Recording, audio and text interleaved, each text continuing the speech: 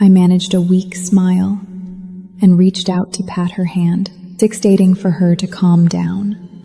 After all these years, she was still as blunt and loud as before, and though she was clearly worried about me, she masked it with an angry, questioning tone. Other people in the hospital room glanced over curiously, probably thinking we were fighting.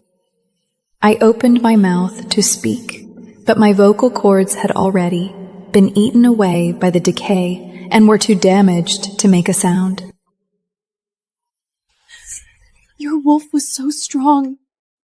How could you get Wolf-Soul Decay Syndrome? Why didn't you tell me sooner? She wept so sorrowfully she could barely catch her breath.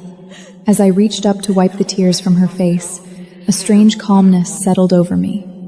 I was glad that I wasn't going to die a lonely death after all. I had my best friend by my side. I pointed weakly at my bag, which held a letter inside. Maya broke into tears once again after reading it. Evelina, I won't let you die. I won't allow it. Get up! I'm taking you to another pack. I'm sure they have a way to cure you. Come on, get up! She grabbed my hand, sobbing uncontrollably. My phone buzzed with a countdown alert. So take it away.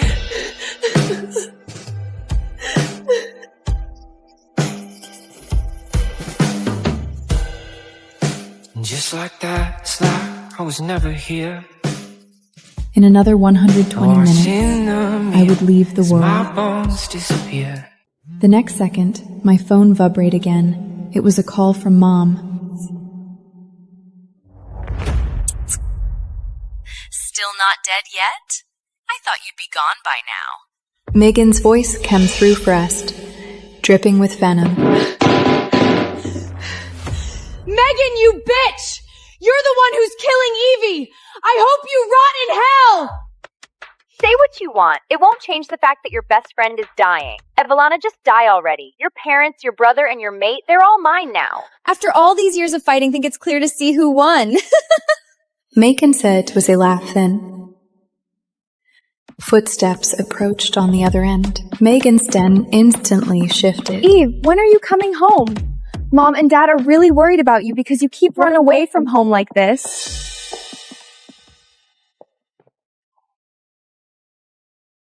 Don't pay any attention to her. He was so sensible and well-behaved yesterday, and now she's making a scene again.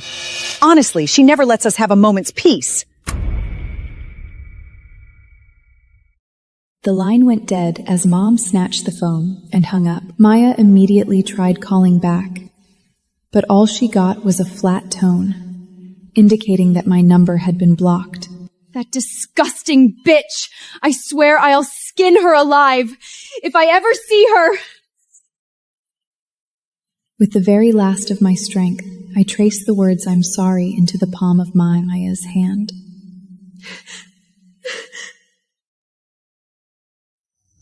Back then, after my parents adopted Megan, Maya had told me she thought Megan was manipulative and fake, and that I should stay away or even have her sent back to the orphanage. But at the time, I hadn't listened. I merely thought she was overreacting. I treated Megan like a real sister. She was always so sweet and was very popular at school. But as time went on, my classmates began to isolate me for some reason. The boys I'd grown up with began to stay away from me and started hanging around Megan instead. I became the one left out. By the time I realized what was happening, I was already in college. My parents and Alaric grew more and more critical of me, picking at every flaw. By then, it was too late for me to do anything to fix things. It's okay. I forgive you. Just don't die, Evelina. Please don't die. Cold, cold water surrounds me now.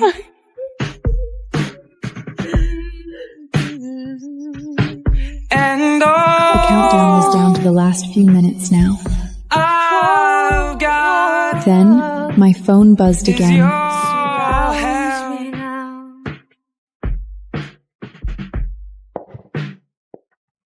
Hello.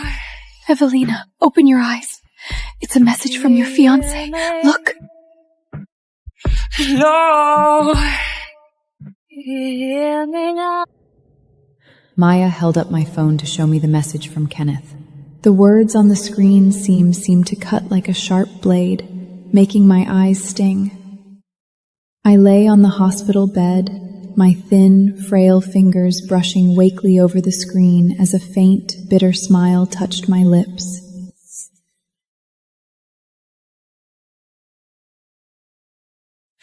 Hang in there, Evelina.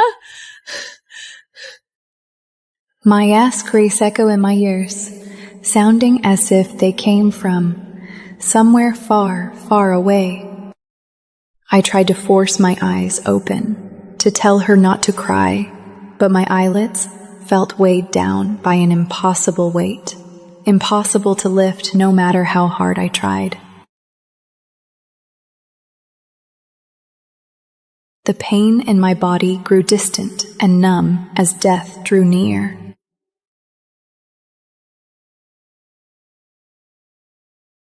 I felt as if I were floating in an endless void, just vast emptiness, with nothing and no one around.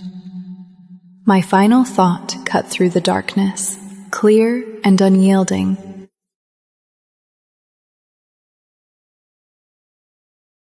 I never wanted to meet the Sinclairs or Kenneth again.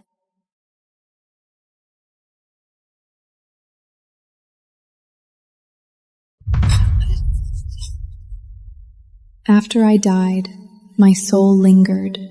On the day of the marking ceremony, the grand hall was elegantly decorated with pure white jasmines. Megan glided through the crowd in my gown, the long trail sweeping the floor behind her. She kept lifting her hand to touch her bare neck, where my sapphire necklace should have been.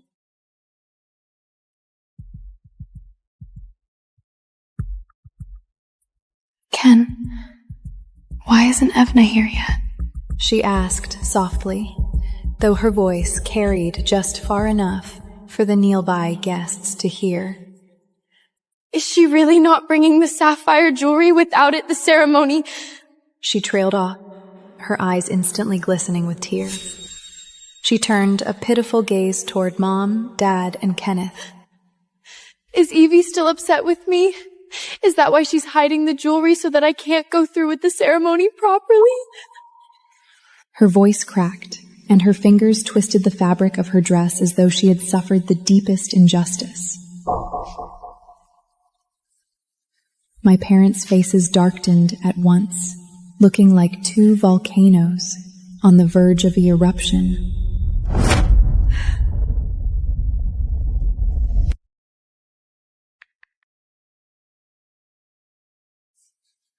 Alaric's brows were minced tightly together as he pulled out his phone and dialed my number angrily. Why is she throwing a tantrum again now? How can she be so willful and be absent on such an important day? Mom stamped her foot, causing the carefully styled curls on her head to shake. Dad snit coldly, his eyes full of disapproval. She's probably still sulking over what happened before. How immature. Kenneth gripped his phone so hard his knuckles turned white, but he said nothing. His expression only grew darker. Megan lowered her head.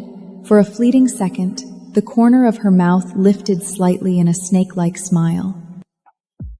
The moment the call connected, Maya's frosty voice came through. What do you want? Alaric's frown deepened. He barked into the phone in a hostile tone. Where's Eveline? Put her on the phone. She hasn't been home for 10 days, and now she's deliberately hiding the jewelry to ruin Meg's ceremony? What is she playing at? Dad snatched the phone from Alaric's hand and roared into it. Evelina, you've gone too far. Bring the jewelry right now, or we'll go straight to the council and formally sever our parental ties. I refuse to have such a rebellious daughter. There was a pause on the other end, followed by Maya's bitter laugh.